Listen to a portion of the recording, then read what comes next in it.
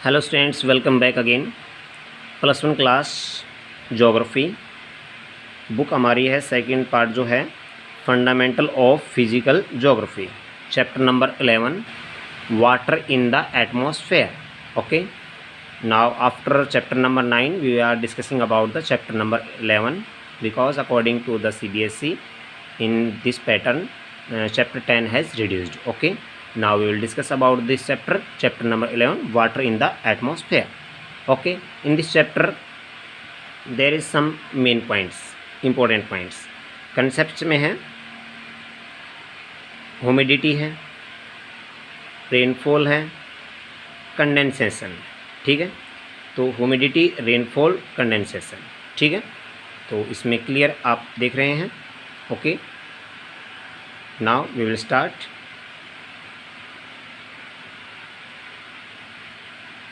Humidity, rainfall, condensation. ठीक है, now firstly part number first of this chapter, main important points of this chapter, very most important point of this chapter.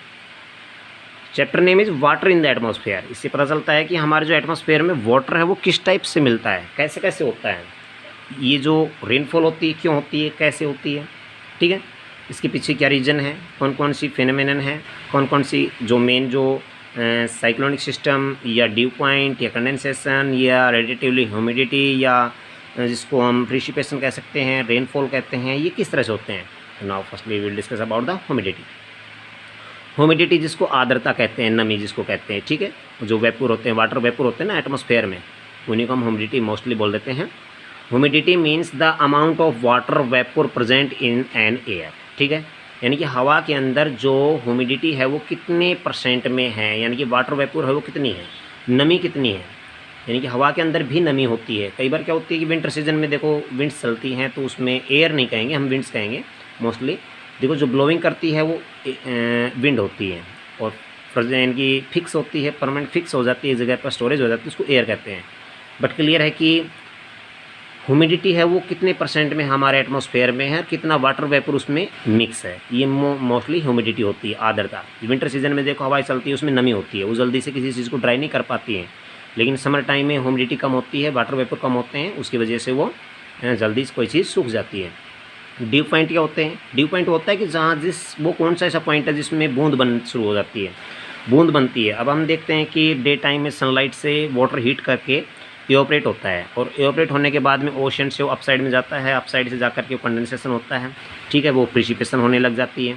तो due point कौन सा बनता है। Now the critical temperature at which the condensation of air being is called dew point. मतलब कि एक ऐसा point system जहाँ पर क्रिटिकल टेम्परेचर ऑटोमेटिकली बन जाता है। जैसे कि हमने देखा है कि इवोपरेशन होकर के वाटर अपसाइड में जाता है, अपसाइड में जाकर के वो कब तक अपसाइड में जाएगा। अब ऊपर जाकर के सनलाइट हीट होती है, उससे तो वो बिल्कुल ही ड्राई हो जाएगा, सूख जाएगा। लेकिन ऐसा नहीं होता है। लेकिन कई बार क्या होता है कि जो क्रिटिकल जो टेम्परेचर ऐसा बन जाता है ऑटोमेटिक कि वो जो कंडेंसेशन थी, जो यानी कि जो वाटर वेपर जो थे या जो गैसेस बन करके वाटर अपसाइड में गया था, ऑटोमेटिक ही कंडेंसेशन होकर के एयर के अंदर ऐसा बन जाता है कि वो ड्रॉपलेट बन जाती है, और वो ड्रॉपलेट बन करके ऑटोमेटिकली रेनफॉल के साथ या प्रिसिपिटेशन के साथ में वो अर्थ पर डायरेक्ट नीचे आ जाती है, जिसको ड्यू पॉइंट कहते हैं। मतलब कि a critical temperature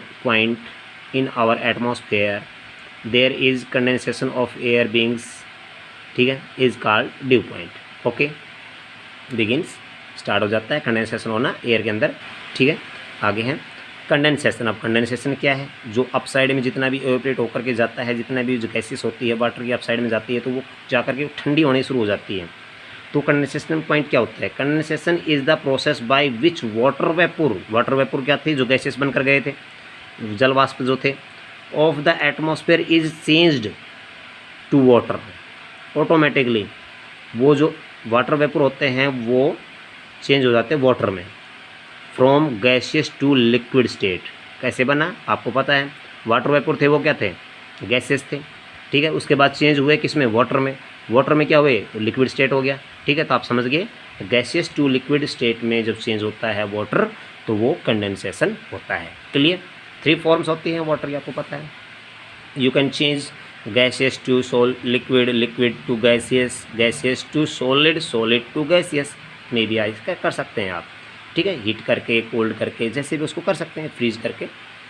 absolute humidity, अब एब्सोल्यूट ह्यूमिडिटी कौन सी होती है? जो एक्चुअल में जो हम ह्यूमिडिटी देखते हैं, आर्द्रता होती है हमारे जो आसपास के एरिया में, वो एक्चुअल में एक पर्टिकुलर टेम्परेचर टाइप पार्ट होता है, उसके अकॉर्डिंग ही बनती है। जैसे हम बात करते हैं total amount of water vapour present in air at a particular temperature, जितना भी हमारे एटमॉस्फेयर में जो वाटर वेपर प्रेजेंट होता है, टोटल जितना भी है, ठीक है, वो कंप्लीट वाटर वेपर है, वो उसके अंदर जो प्रेजेंट होता है एयर के अंदर, वो पर्टिकुलर टेम्परेचर उसका ऑटोमेटिक बन जाता है।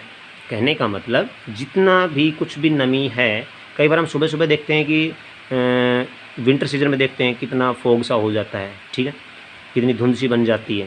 तो वो क्या था कि नाइट के टाइम में बिल्कुल जब सनलाइट नहीं होती है तो एयर होती है, वो उसमें काफ़ी ह्यूमिडिटी होती है, और वो ह्यूमिडिटी की वजह से वो काफ़ी जो क्लाउड सिस्टम बन करके ऑटोमेटिकली जो ब्लैक क्लाउड होते हैं, आपको पता है, वो डाउन साइड में होते हैं, ठीक है, और जो वाइट क्लाउड होते हैं वो बहुत ज़्यादा अपर साइड में होते हैं। हम उसके बारे में डिस्कस करेंगे, क्लाउड्स के बारे में भी इस चैप्टर में, ठीक है। तो वही रीजन है यहाँ पर कि क्लियर है कि water vapour present in air the particular temperature is absolute humidity. अब रिलेटिव ह्यूमिडिटी क्या है? Relative humidity it is ratio between the actual amount of the water vapour present in an air at a temperature and the maximum. अब यहाँ पर actual amount of the water vapour present air में होता है, ठीक है, हमने देखा ये सब कंप्लीट एब्सोल्यूट ह्यूमिडिटी होती है in air, and the maximum amount of the water vapour which the same volume of air can hold at the given temperature is called relative humidity. It means जो ratio है, जो कहने का मतलब minimum और maximum amount water vapour होते हैं ना, मिनिमम और मैक्सिमम। मिनिमम कैसे हुआ, वो हमने एब्सोल्यूट ह्यूमिडिटी में पढ़ा था। रिलेटिव ह्यूमिडिटी वो होती है जिसमें minimum amount of the water vapour जो एयर में प्रेजेंट होते हैं और मैक्सिमम भी होते हैं, कहीं कम कहीं ज़्यादा मिलते हैं, ये क्लियर बात है। ज़्यादा हाई हिल्स एरिया होता है, माउंटेन वाला होता है, वहाँ मैक्सिमम अमाउंट वाटर वेपर होते हैं बहुत ज़्यादा उसमें, ठीक है। तो उसका जो सेम वॉल्यूम जो बनता है दोनों का, वो कंप्लीट एक ऐसे अपने आप को टेम्परेचर को सेट कर लेते हैं, होल्ड कर लेते हैं, जिसमें ऑटोमेटिकली दोनों आपस में मिल करके वो या तो प्रेसिपिटेशन में या फिर हेल में, ठीक है, वो चेंज होने लग जाते हैं। हेल मतलब आप समझ रहे हैं, जो ओले होते हैं, या फिर वो स्नो के रूप में भी हो सकते हैं। प्रेसिपिटेशन में 3 पार्ट होते हैं, रेन, हेल एंड स्नो, ठीक है। तो उसमें कहीं तो वो वाटर वेपर होते हैं, बारिश के रूप में गिरते हैं, तो कभी वो बर्फ़ के रूप में गिरते हैं, तो कभी उनसे ओले भी बन जाते हैं, हेल ओले होते हैं, ठीक है। नेक्स्ट पॉइंट अपसाइड, प्रेसिपिटेशन, जिसको हम बारिश कह सकते हैं, रेन भी कह सकते हैं, नो प्रॉब्लम। यस, किस टाइप से होती है, कैसे होती है प्रेसिपिटेशन, किस टाइप होती है? It is the collective name given to different form of moisture falling on the earth, यानी कि अलग अलग डिफरेंट फॉर्म में मॉइस्चर का अर्थ पर गिरना। अभी मैंने बताया था कैसे कैसे हो सकता है। Condensation of water vapour in the atmosphere, मतलब कि जितना भी एटमॉस्फेयर में वाटर वेपर होता है, वो जिस टाइप से अर्थ पर गिरता है उसी को प्रेसिपिटेशन कहते हैं। और किस टाइप से गिरेगा, या तो रेन से गिरेगा, या फिर हेल से गिरेगा, या फिर वो स्नो से गिरेगा। अब रेनफॉल क्या है, प्रेसिपिटेशन डिफरेंट टाइप पार्ट हो सकते हैं उसके, ठीक है ना, ठीक है, डिफरेंट अर्थ फॉर्म हो सकती है उसकी, अब अलग अलग। रेनफॉल क्या है, humidity is the basis of rain, ये क्लियर बात है। अगर कहीं भी ह्यूमिडिटी बन जाती है तो क्लियर बात है कि वो रेन क्या ही, यानी कि बेसिस है। The general cause of rainfall is the cooling of striated air, मतलब सीधी सी बात है, हवा के अंदर पूरी तरह से नमी का बन जाना और उसके बाद में ऑटोमेटिक ड्रॉपलेट बन करके अर्थ पर गिरना, ये सारा रेनफॉल कहलाता है। अब टाइप्स ऑफ रेनफॉल कौन कौन सी है, लास्ट टॉपिक का, ठीक है, of this point, types of rainfall. अब ये वेरी इंपॉर्टेंट क्वेश्चन है, 3 मार्क्स में आपका क्वेश्चन आएगा डेफिनेटली इन एग्जाम, ठीक है, मोस्टली पूछा जाता है अकॉर्डिंग टू प्रीवियस एग्जाम, हम बता सकते हैं आपको, ठीक है। Very important point is this, different type of rainfall, types of rainfall. Number 1 convectional rainfall, जिसको समवहन वर्षा कहते हैं। देखा जाए तो हम आपको बताएंगे ये क्या होती है, कैसे होती है, कहाँ होती है, अभी डिस्कस करेंगे। कन्वेक्शनल रेनफॉल होती है caused by the convection currents. ये जो कन्वेक्शन करंट्स होती हैं ये आपने अर्थ पर देखा होगा, जो मैंने लिखा भी है भूमध्य रेखीय प्रदेशों में, मतलब कि जहाँ इक्वेटर है, अर्थ के सेंटर से east to west, west to east कहेंगे, वैसे हमारी अर्थ है वो वेस्ट टू ईस्ट मूव करती है। तो जो अर्थ के बीच बिल्कुल बीच में से जो 0 डिग्री जो लेटीट्यूड कहें, ठीक है, जिसको हम इक्वेटर भी कहते हैं, ठीक है, तो उसके पास का एरिया, उसके ऊपर कंप्लीट एरिया यानी कि 10 डिग्री अप साइड और 10 डिग्री साउथ साइड में अगर हम उसको नोट करें तो क्लियर बात है। 10 डिग्री साउथ और नॉर्थ ये लेटीट्यूड्स की अगर बात करें तो उसके आसपास के एरिया में जो रेनफॉल होती है, देखो सनलाइट भी डायरेक्ट होती है इस एरिया में, आपको पता है इक्वेटर के ऊपर, और इस डायरेक्ट सनलाइट की वजह से ऑटोमेटिकली आफ्टरनून यानी कि दोपहर के बाद वहाँ पर डेली नियर अबाउट 4 PM वहाँ बारिश होती है। और इस तरह की जो बारिश होती है उसको कन्वेक्शनल रेनफॉल कहते हैं। It means on the equator area 10 degree north and 10 degree south area that is obtain rainfall daily in day time near 4 PM in evening time, ठीक है। तो ये कन्वेक्शन रेनफॉल होती है, जो कि संवहन वर्षा भी कहते हैं इसको, भूमध्य रेखीय प्रदेशों में होने वाली वर्षा भी कहते हैं इसको, इसके अलग अलग नेम हैं। अब आते हैं ओरोग्राफिक रेनफॉल। अब ओरोग्राफिक को हम हिली एरियाज़ या माउंटेन एरिया में होने वाली रेनफॉल का नाम भी दे सकते हैं, ठीक है, जिसको भौगोलिक रूप से होने वाली बारिश भी कह सकते हैं। भौगोलिक रूप से यानी कि ज्योग्राफिक, ओरोग्राफिक और ज्योग्राफिक दोनों वर्ड एक से लिए गए हैं। ज्योग्राफिक और ओरोग्राफिक को मिक्स मिलाने से ये मोस्टली जो बनता है ये जो माउंटेन रेनफॉल एरिया पार्ट बन जाता है, ठीक है। तो हम बात करेंगे this type of rainfall is caused when moist air is forced to the ascend a mountain barrier. जब कभी हवाएं मॉइस्चर वाली जब सीधी जाकर किसी माउंटेन के टकरा जाती हैं, जैसे आपको पता है कि मासिनराम एरिया मेघालय में है, मासिनराम, चिरापुंजी भी उसके कुछ नज़दीकी है, बट मासिनराम एरिया है वो 400 सेंटीमीटर रेनफॉल रिसीव करने वाला एरिया है। वर्ल्ड का सबसे ज़्यादा वेट पॉइंट एरिया और रेनफॉल रिसीव करने वाला एरिया है इंडिया के अंदर, मेघालय स्टेट में, आप जानते हैं।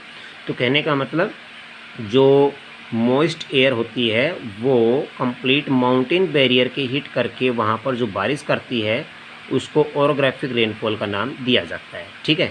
नेक्स्ट पॉइंट है फ्रंटल रेनफॉल। अब फ्रंटल रेनफॉल क्या है? ये वाताग्री होती है हवाओं के साथ, जो कभी वार्म और कोल्ड एयर आपस में जब मिल जाती हैं तो उससे क्या होता है, साइक्लोन बन जाते हैं।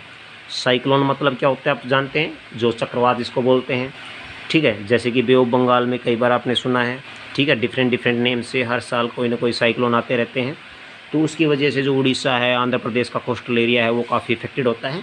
तो वो बात यहाँ पर है। तो फ्रंटल रेनफॉल होता है वाताग्र वर्षा या फिर मोस्टली तटीय वर्षा, जिसको कोस्टल एरिया हम कह सकते हैं, जहाँ मोस्टली क्या होता है वार्म एंड कोल्ड एयर होती है। अब लैंड पार्ट से चलने वाली होती है डे टाइम में वो वार्म कोल्ड होती है, वार्म एयर होती है, और जो वाटर के आप सरफेस पार्ट से आने वाली जो एयर होती है वो कोल्ड होती है, और दोनों के आपस में मिलने से ऑटोमेटिकली वहाँ पर साइक्लोन बन जाता है।